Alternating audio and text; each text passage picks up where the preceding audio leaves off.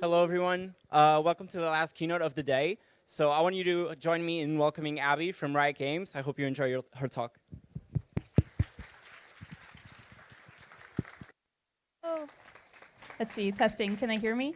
Everybody can hear? Hello, it's so good to see everybody. Thank you so much for coming out. And before we get started, I do want to take a moment and thank our wonderful organizers, the SINFO team. They're doing such a good job. Oh my goodness, please give them, all of them, a round of applause. Awesome. So today I'm going to talk to you about my journey transitioning from a career of information technology into one of AAA game development. And I'm going to talk about all of the strategies that I used to differentiate myself in the employment market, the kind of work I did once I entered the industry, and some of the practices that I use on a daily basis.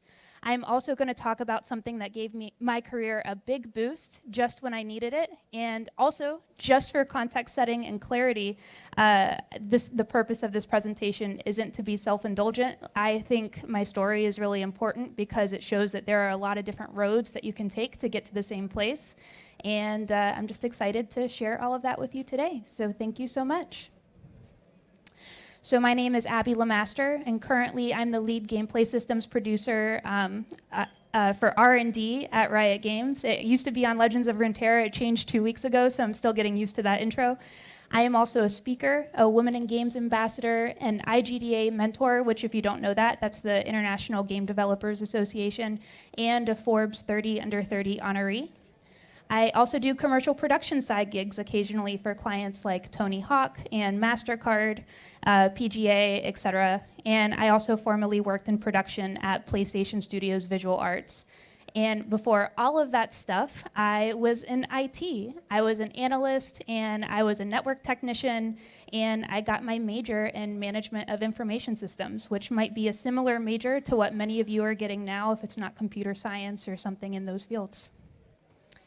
So in addition to Legends of Runeterra, the games that I've worked on include God of War Ragnarok, The Last of Us franchise, the Spider-Man franchise, Ratchet & Clank, MLB The Show 21, Death Stranding, and also Helldivers 2, which just came out a couple of weeks ago, and my friends and I are having a great time. I hope you guys are playing it as well.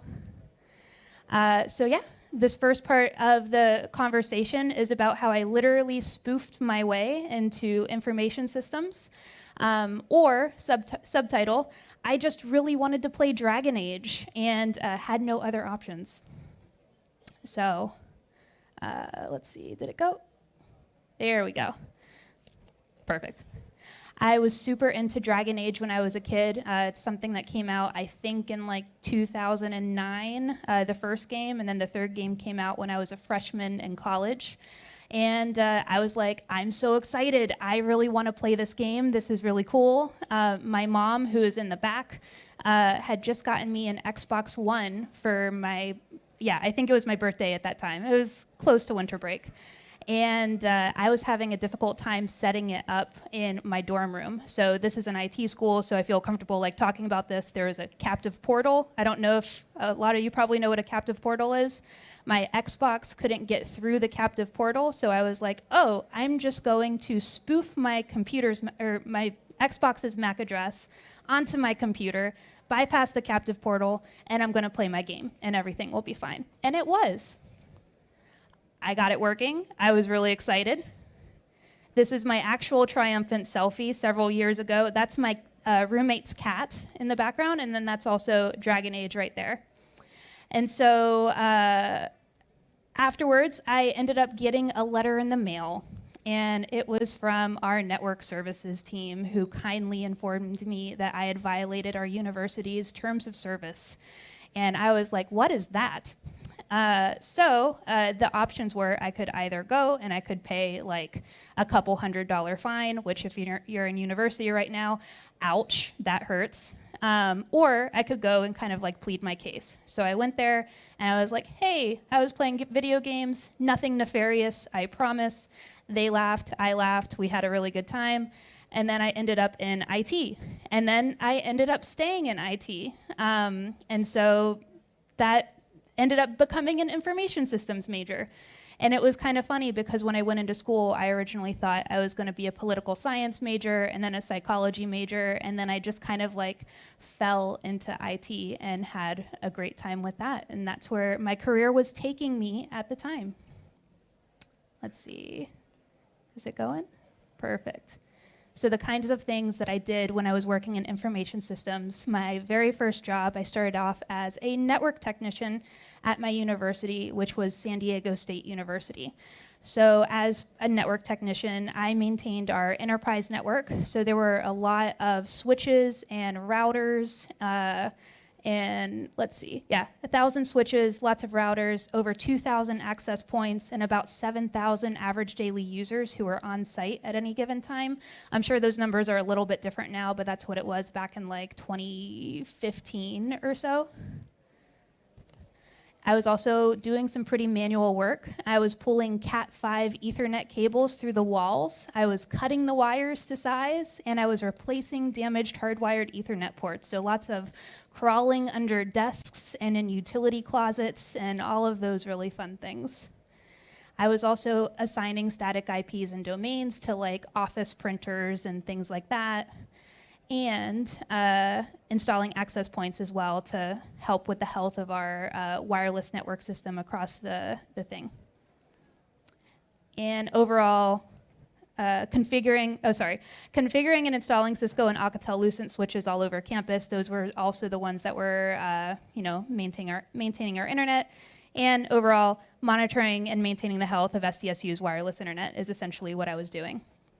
Then I eventually moved over to San Diego County Library, and I became an IT specialist.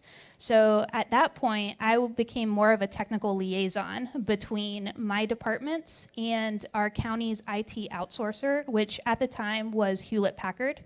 And they would take care of most of the stuff that I was previously doing at my other job.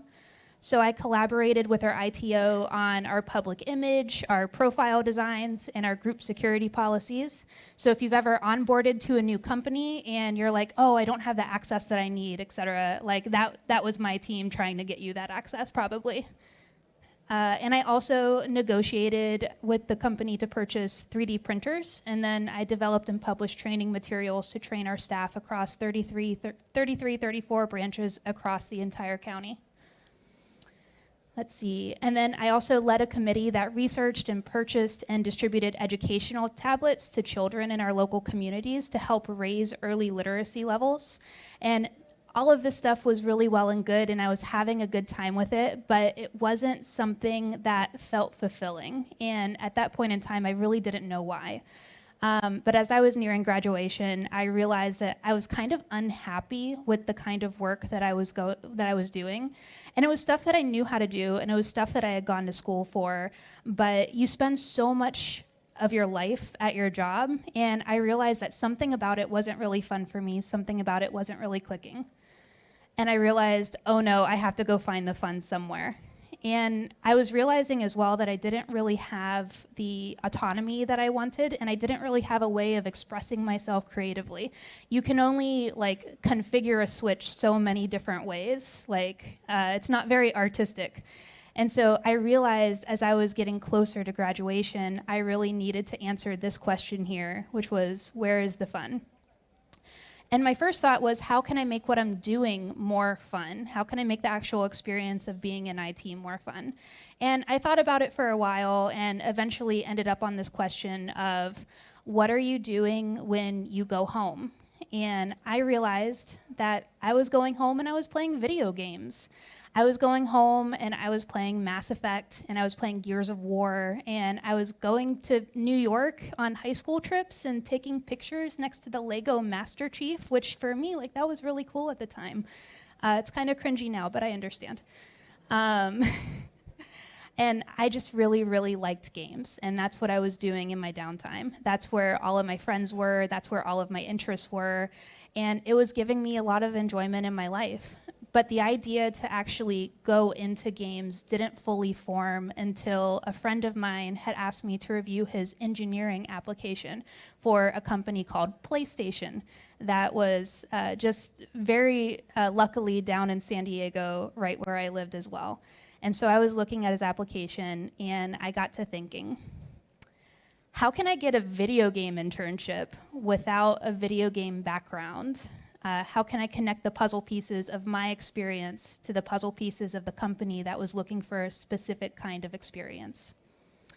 And so I was helping my friend out, and then I realized that the internship that he was applying for, that was really exciting. Just the idea of like going and working for PlayStation was pretty exciting. And I'm not an engineer, so I wasn't going to go and apply for engineering internships. That would be a disaster for everybody involved. But maybe there were some other roles that I could look for. And then I started looking at all the other things that were available at PlayStation.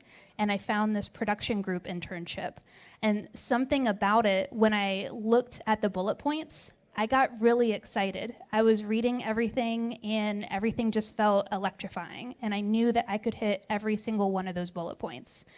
And I knew if I could just get an interview, hopefully I could make my case well enough for them to, maybe take a chance on somebody that didn't go to school for game design. And I was already feeling really behind because I knew that most people who were applying for those internships had gone to school specifically for games. When I was starting out in school, I didn't even know that was an option. So I was feeling really, really behind. So instead, I focused my cover letter on the things that I felt could be transferable from my experience in information technology to a game production role.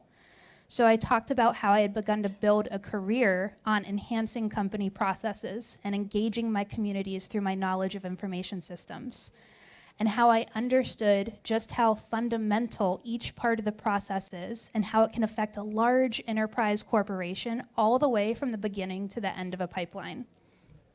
I also talked about my work with our outsourcing partners at San Diego County Library, and how I had developed the business acumen as just a student worker to negotiate with our contractors to enhance all of our company programming.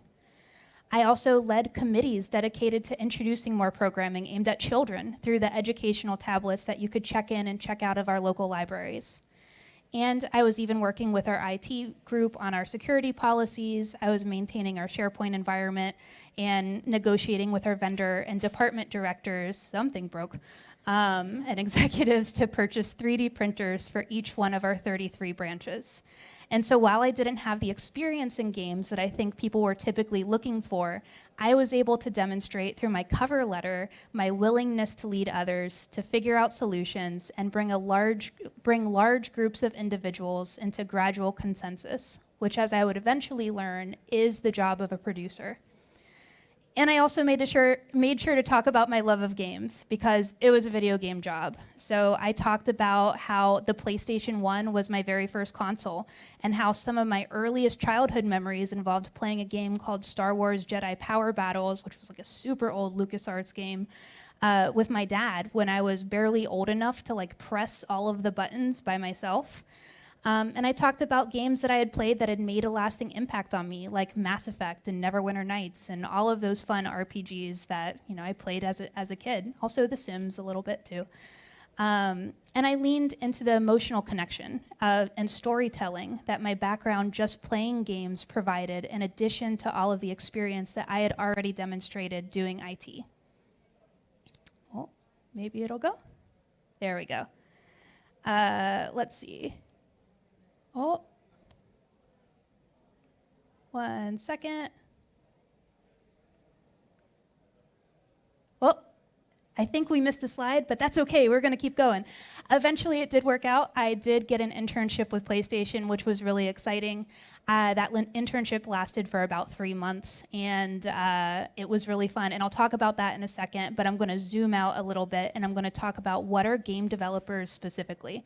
What goes into a game. And so we'll use a box game like God of War Ragnarok as an example.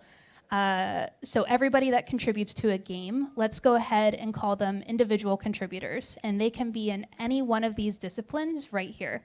And the fact of the matter is, I'm probably missing a couple of disciplines, but that just shows how many actually go into it. So it is a pretty big job to get a game out and shipped to players. But I'm going to talk about my area of expertise, which is production, or being a producer.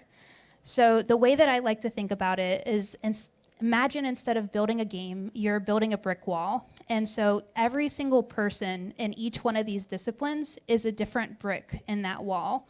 And production or producers, we're kind of the mortar that's holding all of that together. So we're making sure that the bricks are like, not to anthropomorphize, but like the bricks are talking to each other. The bricks can lean on each other. The bricks aren't blocked by other bricks. And hopefully at the end of the day, the brick ships a title and everybody is very happy. That's the end goal. But I do get asked a lot what producers essentially do, because it can vary depending on what studio you're at. But essentially, we're doing budgeting and resource allocation.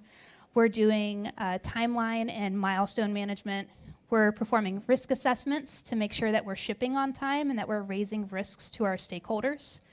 We're doing collaboration with other creative teams, and we're also making sure those creative teams are collaborating with each other.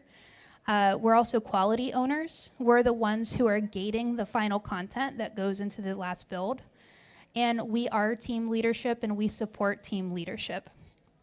And also, we're responsible for any kind of post-release support and learnings as well, which is when, for example, especially if you're familiar with something called Agile Project Management, when we ship something like a discrete piece of work, we like to do something called a retrospective at the end. So it's like, what went well? What didn't go so well? What should we be doing better if we were to do the exact same thing all over again?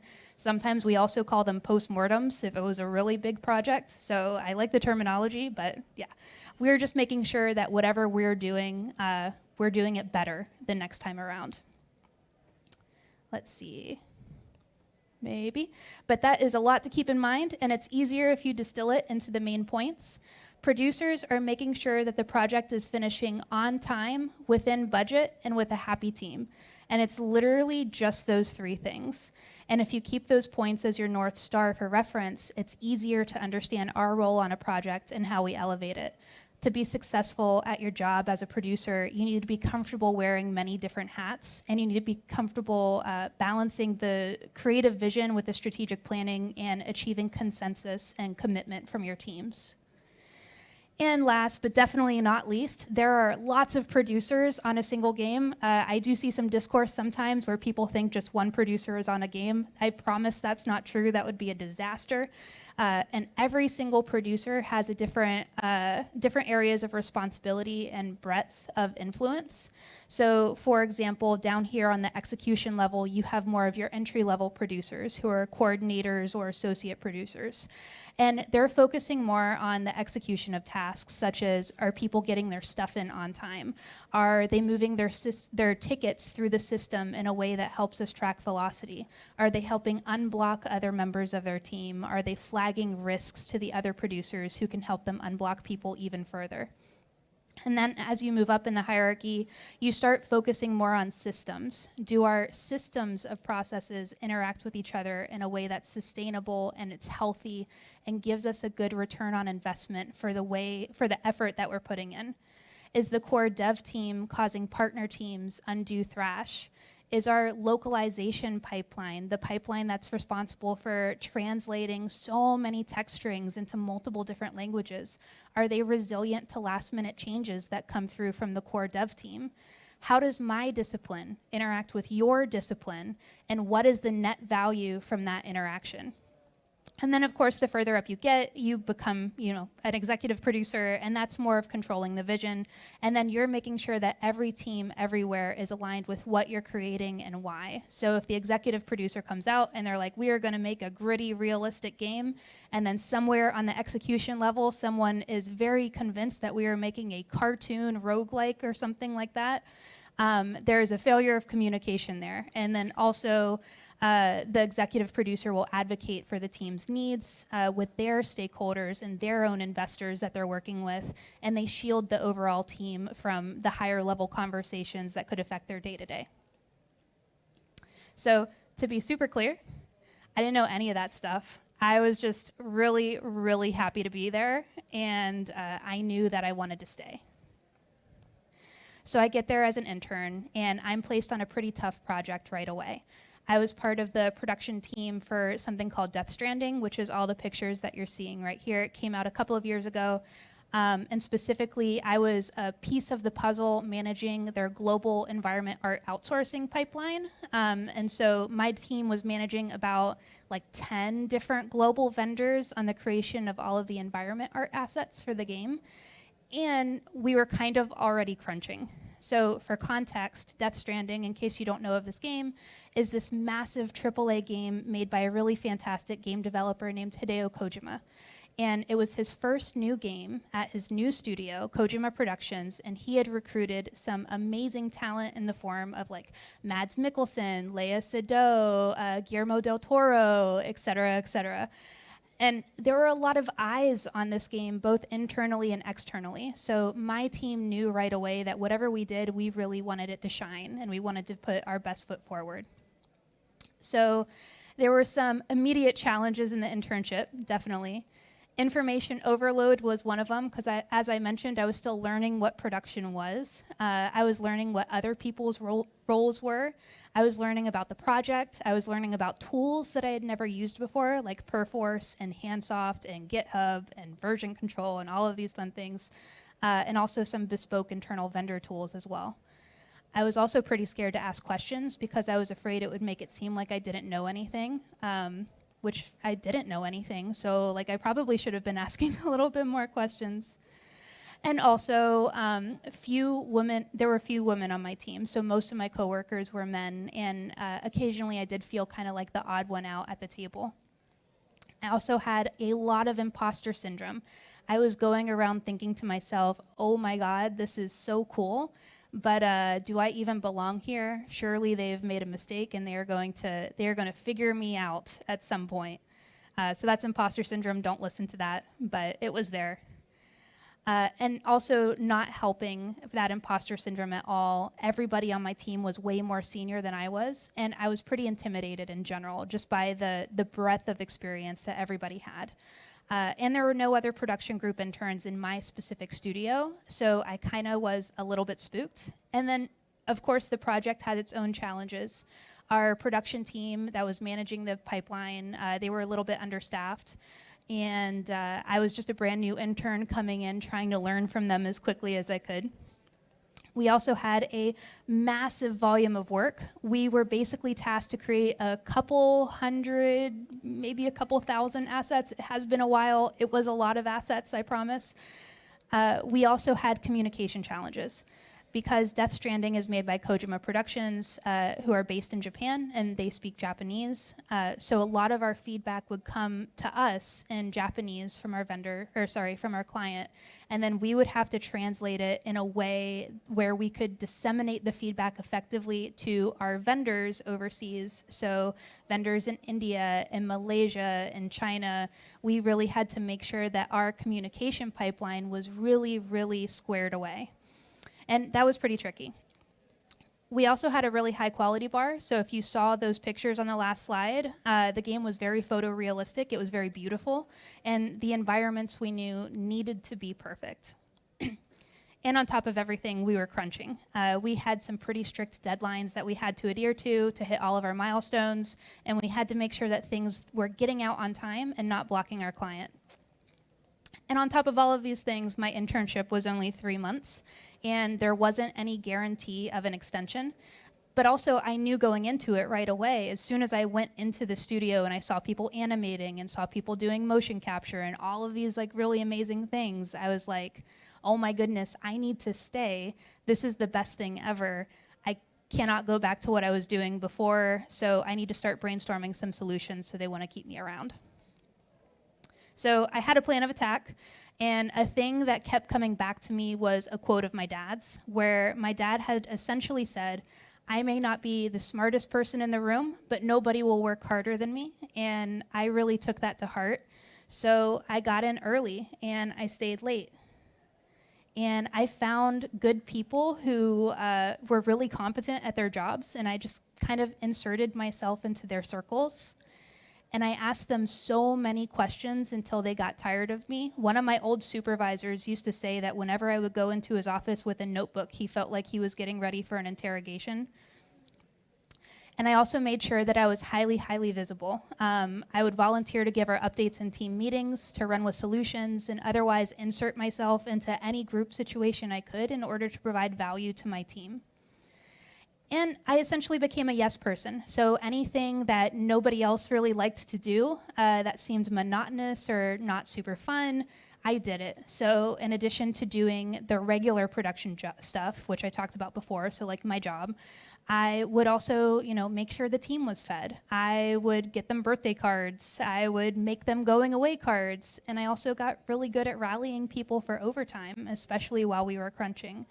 And that wasn't a task that anybody else seemed to want to pick up. So it seemed like very easy to start doing that.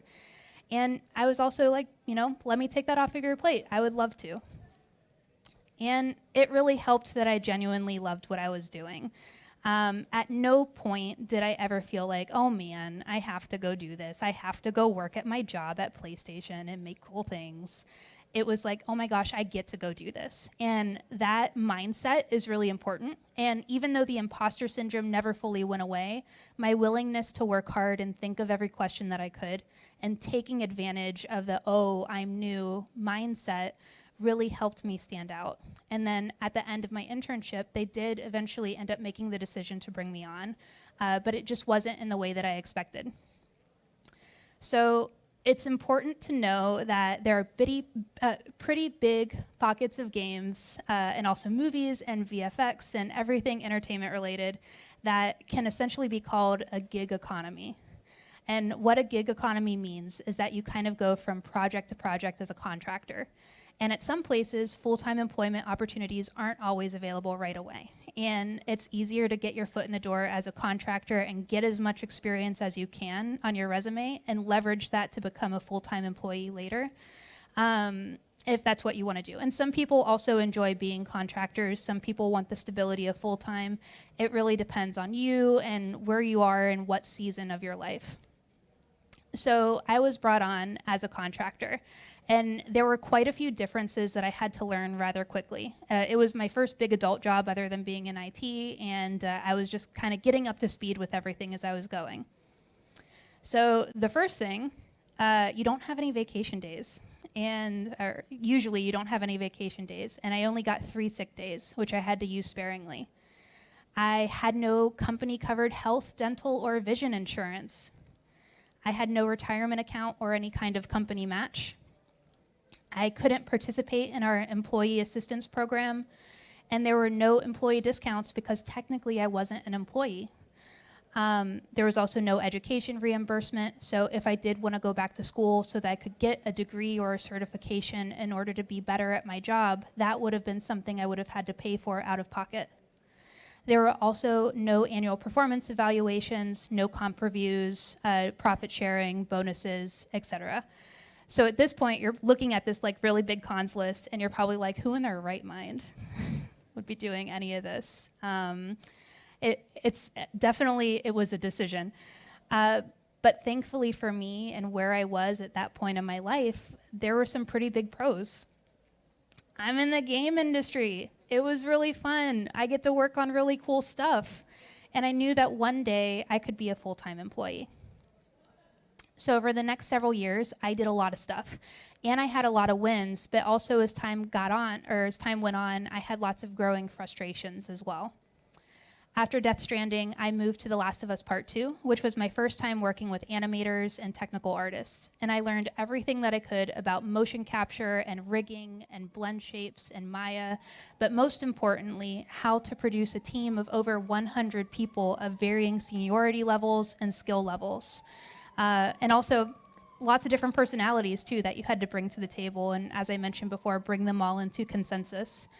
I learned how to move entire creative scenes through a very technical animation pipeline and how to communicate with a client who was known for their very intense, very critical eye for detail. I also tracked data points that helped inform the veracity of our estimations when new scenes came in. And when we were crunching, I was one of the first people in and one of the last people out. And then after The Last of Us Part 2 was done, I went on to other projects that really needed me. projects like Spider-Man and Ratchet and Clank. And I worked with our environment artists and our vendors again, and we shipped thousands of assets during the brunt of the COVID-19 pandemic, which was really hard. And then eventually I was placed on what would be my last title at PlayStation Studios, which was the cinematic animation and technical art pipeline of God of War Ragnarok. And so the next part of this talk is a little bit more of the heavy part, but it's also getting into the crux of why this talk is so important. I was doing everything that I loved, but I was feeling really frustrated. And at that point, I had spent about 4 years as a contractor. So that's 4 years without vacation days. That's 4 years without benefits. That's 4 years without performance reviews. And vertical movement wasn't really available at that time either. I also hadn't had any change in compensation since the beginning of the internship. And full-time employment opportunities were still so very far away. And also, I was having to rely more, And I was having to rely more on overtime to combat inflation when I felt like my salary should be keeping up with the times. And I don't know if you guys remember how bad the inflation got during COVID-19, but in the US it climbed up, I think, to about 11 or 12%. So it was really, really tricky. And I had been talking to my manager about it, and it didn't seem like there was anything we could potentially do about that, at least in the short term, or maybe in the long term, depending on how the environment moved. And then one weekend, I made up my mind, and I decided to peek over the fence and see what else was out there. And at this point, you're probably wondering, looking at this list of frustrations, why I wouldn't have thought to move sooner. And there were a couple. Leaving was pretty scary. I didn't know what life outside of PlayStation really looked like. And I also didn't know a whole lot about the games industry after I got in. I had essentially tied my own hands together by not embracing the community of game developers that was just on the other side of the door. And also, I really loved the projects that I worked on, like God of War, The Last of Us, Ratchet and Clank. All of those were so, so fun. And also, I really loved working with my teams on those as well. Also, I felt shame because I didn't get the full-time position that I thought that I could. It felt like after so long, maybe I was doing something wrong. Even though a lot of it does end up being environmental, it was really hard not to take it personally and feel like I had failed. Let's see. And then I started spiraling a little bit more, and as one does. And I started thinking to myself, oh no, what if I am making the wrong decision? What if nobody hires me? And then, who can I even talk to about this that isn't at my company? And eventually I came to a solution that I think might be really obvious to everybody in the room, but it took me a really long time to figure out, and that's why I'm talking about it right now. But essentially, finding mentors. So finding mentors so that you're brave enough to go do the scary thing. And it turns out that people are actually quite friendly, and they would probably love to help you. And that's kind of the biggest hurdle that you have to overcome, is that personal hurdle of reaching out and asking for help. So I ended up speaking to a man named Christopher Field, who is currently a senior producer over at Crystal Dynamics. And I had known him personally through a martial art that he and I had both done, and I knew that he had been in the industry for several years, but I hadn't actually talked to him about his experience in it. And so for the first time since I started at PlayStation, I started talking to people about compensation, and I started talking about wage equity. And I also talked about his journey in the game industry, which was the first time that I had truly asked anybody outside of my studio.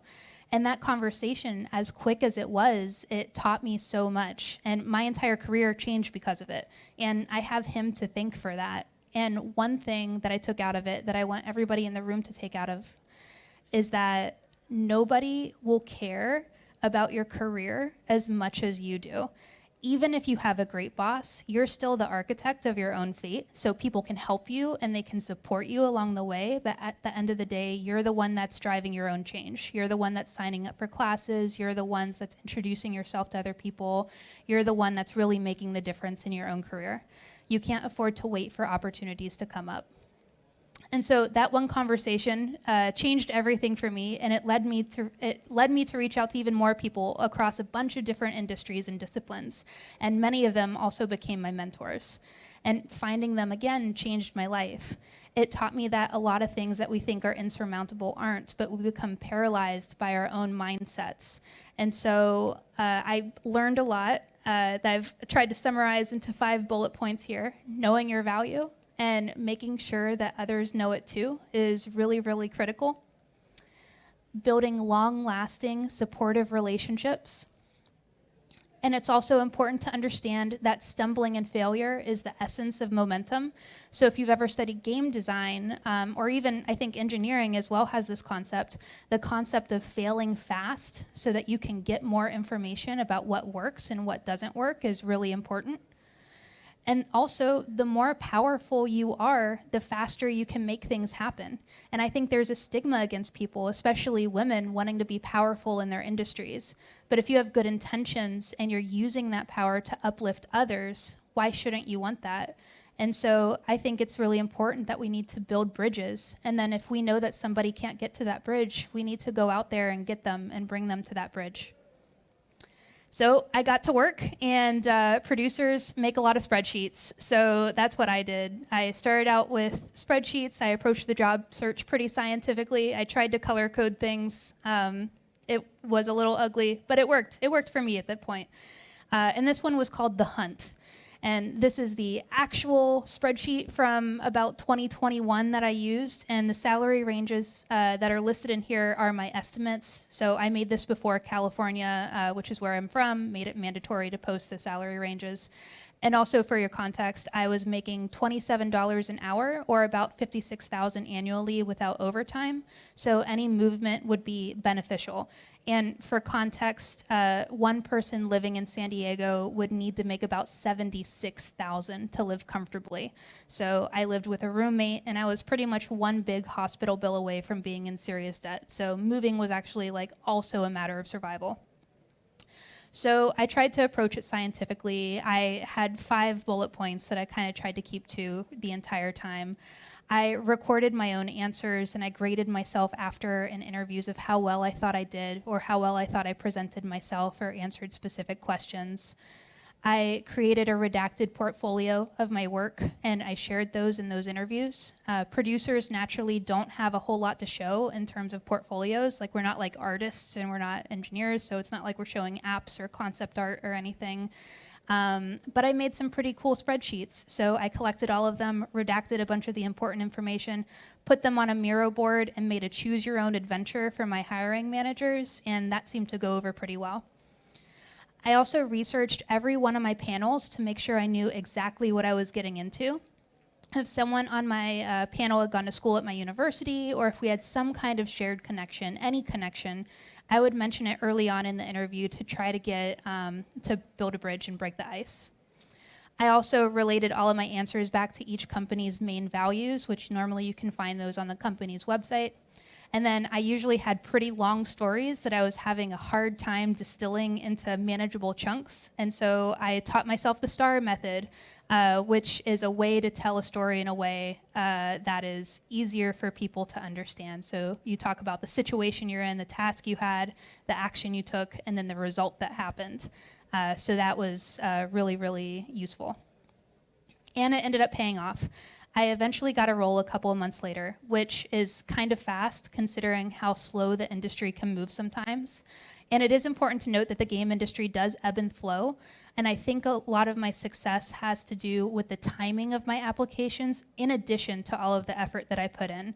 So if you're in a similar position now, not even in games, but in anything, like if you're trying to get internships, if you're trying to get into the tech industry, any of that stuff, sometimes a lot of it does come down to timing. So please stay resilient. Please keep applying for things. You are going to get there. I eventually became a gameplay producer on Legends of Runeterra, and right away I felt like I had found a network of people and mentors who helped me realize just how much potential I actually had. And for the first time, I started to feel powerful in my career.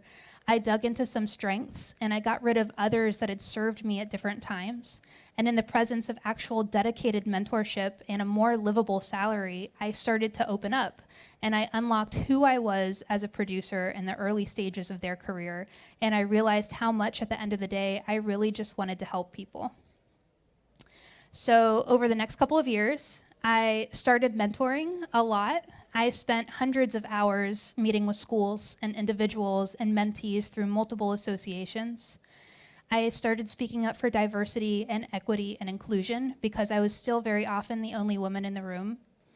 And then over time, I realized people actually kind of cared about what I had to say. And I was offered more opportunities to speak and connect with people in my same spheres, with people who cared about the same things that I do. And that was really enlightening. And it was so awesome because building those kinds of relationships can be such a hard and frightening and daunting task. And so to see those open up was really, really great. And as I leaned into my strengths, more people started to take notice. I was promoted twice in 2 years and eventually became the lead gameplay producer for Legends of Runeterra, which was a role that was previously held by those who had a lot more experience than myself. And I helped solve some of our toughest challenges and guided the team as we shipped a lot of PvP content to players. And then more things kept happening. I was given the honor of being listed on Forbes 30 Under 30, which unlocked even more community for me to lean on for mentorship and guidance. Mentorship and guidance that I am excited to help share with you guys today because I want to make everybody better at the things that they want to do. And now I travel internationally and I share my story. So today I'm talking here in Lisbon. Next month I'll be in the Czech Republic. And hopefully after that I get to visit so many more places and talk with people. So I know that my story isn't over, but it might have looked a lot different if I had taken literally any other fork in the road. And I think this shows that it's okay if your goals end up changing a lot throughout your career. You don't need to be on one set path. At first, I only cared about getting into college. And then as I discovered an affinity for IT, I went down that rabbit hole. And then my goals narrowed one by one. Could I potentially get a video game internship? Okay, I got that. Can I do well at this? Can they please hire me? Can I please become a full-time employee? And now I want to give back to my communities. And if I hadn't pursued my passions, and if I hadn't strategized, and if I hadn't found the right mentors to guide me along the way, that could look a lot different than it was today. And I'm reminded for like all of our collective experiences that we've all shared in this room and the lessons that we've learned, because every story and every obstacle and every triumph has brought us to where we are today. And as you guys are reflecting on the challenges that you've faced and the milestones that you've achieved, I really encourage you to embrace the power of your own resilience and your own resourcefulness. Your journey may be filled with twists and turns, but know that every setback is an opportunity for growth, and every success is a testament to your dedication and your perseverance. So as we move forward, please remember the importance of community and mentorship. Seek out allies who can lift you up and be a source of support for those who are around you. Together, we can create a more inclusive and equitable industry where everybody has the opportunity to thrive. So believe in yourself, trust in your abilities, and don't underestimate the impact that you can make. Your journeys are just beginning and your opportunities are endless. And I wanted to say, obrigada. Thank you so much to everybody. And if you want to connect, you can find me on LinkedIn over here. But thank you so much.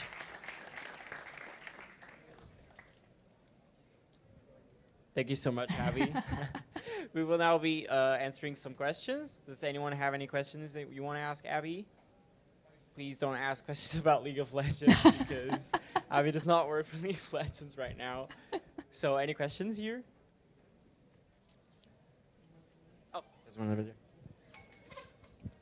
Hi, Abby. Thank you so much for the presentation. How soon is too soon to start looking for internships in the gaming industry? Ooh, that's a good question. Every company does it a little bit differently. Some of them will start recruiting for internships the fall of your junior year in college. But also I know people who are able to get internships in the freshman and sophomore year as well. So what I would do is think about games that you really like playing and then find those companies that make those games. And if they don't have something listed on their website, they usually will have something on the internet about like internships and stuff like that. You can also go on LinkedIn and find their recruiters, and then you can send a message to their recruiters and just ask them when those applications are starting to open up. Thank you so much. Yeah. You have any more questions?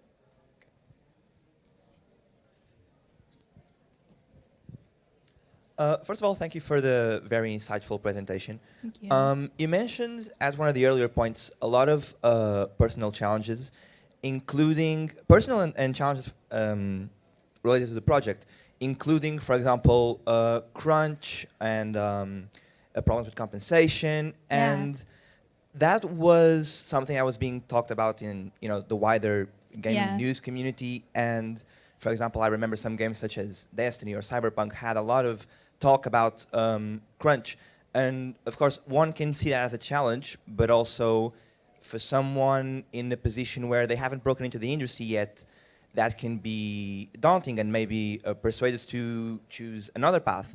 I wanted to ask if, since you're in the industry already, if that's something that's being worked on, if in the future, if there's being progress made or not, because. Yeah, I definitely feel like public perception is shifting more towards, less crunch, better pay, but it always can go down to the individual studios as well. Crunch, I think, has been like glorified in the early days of video game development, where it was like, oh man, you really don't care about the game unless you're crunching and working like 60-hour weeks and stuff like that. But thankfully, because this public discourse is happening, a lot more managers, a lot more producers are being more thoughtful about how they're using their resources, how they're scheduling work. That doesn't mean that crunch doesn't happen sometimes, and it will depend on the studio. And it's also a great question to ask when you're doing interviews. Ask them what their crunch culture is like. But I will say it's trending more positively, but we still have more work to go in that aspect. Thank you. Yeah. Live service games, in my experience, do not crunch as much. But box games that have like a big release date tend to crunch more, if that helps. Yeah. Thank you. Okay, do we have any more questions for Abby? All right, we will be doing the pick a winner now, and after Abby will be at the showcase if you have any questions or you want to talk to her. So, Somebody's getting a keyboard.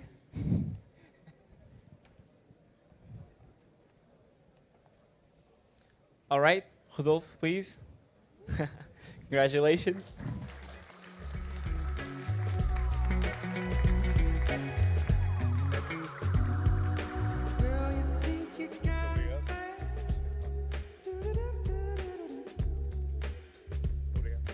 Okay. Thank you, everyone.